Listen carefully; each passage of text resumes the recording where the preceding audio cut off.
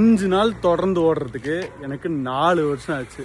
So ஒரு 4 வருஷம் முன்னாடி 1000 நாள் தொடர்ந்து ஓடணும். அதுக்கப்புறம் சரி பொழப்பு பார்க்கலான்னு சொல்லிட்டு இந்த ரன்னிங் எவ்ரிடெல்லாம் மூட்டை கட்டி வச்சுட்டு வாழ்க்கையை பார்க்க ஆரம்பிச்சிட்டேன். அதுக்கப்புறம் என்னாச்சு உங்களுக்கே தெரியும். கடந்த 4 வருஷம் நானும் என்னமோ சேலஞ்ச் ட்ரை பண்ணேன், பாதியிலேயே பேக் ஆஃப் ஆகிடுவேன். சரி ஓகே ஃபிட்னஸ் எதனா பண்ணோன்ட்டு டீம் ஸ்போர்ட்ஸ் போய் விளையாடலான்னு பார்த்தா ஒன்று டீமே டிஸ்மேண்டில் ஆகிடுது, இல்லைனா போகிற டீமில் நமக்கு ஆளுங்க செட் ஆக மாட்டுறாங்கன்ட்டு நானும் அங்கேருந்து ஒதுங்கிட்டேன். ஆனால் இந்த எல்லா பார்ட் ஆஃப் லைஃப்லையும் என்ன ஒரு கேள்வி துரத்தினே இருந்ததுன்னா, நீங்கள் எதுக்கு ப்ரிப்பேர் பண்ணுறீங்க, எதை பார்த்தாலும் இப்போ ரெகுலராக ஓடும்போது ப்ரோ எதுக்கு ப்ரோ நீ ப்ரிப்பேர் பண்ணிருக்க, ஏன் மேரத்தான் ஓடலாமே, ஏன் ஒரு அயன்மேன் ஓடலாமே, சரி ஓகே அதுக்கப்புறம் எதனா ஒரு சேலஞ்சாக பண்ணுங்களேன்.